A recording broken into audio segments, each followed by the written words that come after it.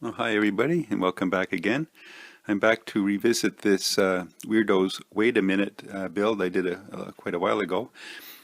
Finally get around to finishing the diorama I had planned for it. It's made it a little bigger. It was originally on a little wooden plaque. It was smaller than this, and I noticed I had some of these cake containers lying around that I've been saving up to display my models in. So I took some cardboard, and you see in the pictures there, they just marked off some floorboards with a magic marker, a Sharpie black marker, and did a little bit of a wash over it with some brown craft paint, and spent an afternoon gluing all these little parts onto it there. So everything's held in place with crazy glue or the white Elmer's glue.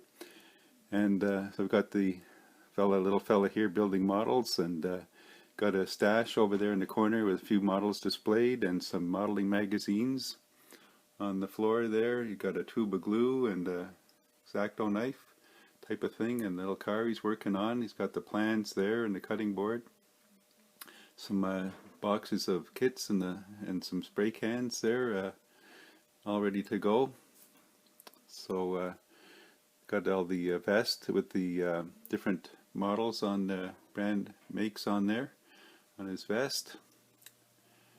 So thought that turned out pretty well. It's a fun little display, a fun little build to put together. The spray cans are just wooden dowels I cut off and painted and printed off some labels there and glued them on. So had a lot of fun with it. It's our local hobby shop here, the Hobby Center, where we buy most of our kits.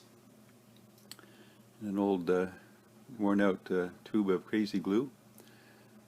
So stay tuned. I'll have a few pictures there just to show a little more detail and what it looks like with the cover on it.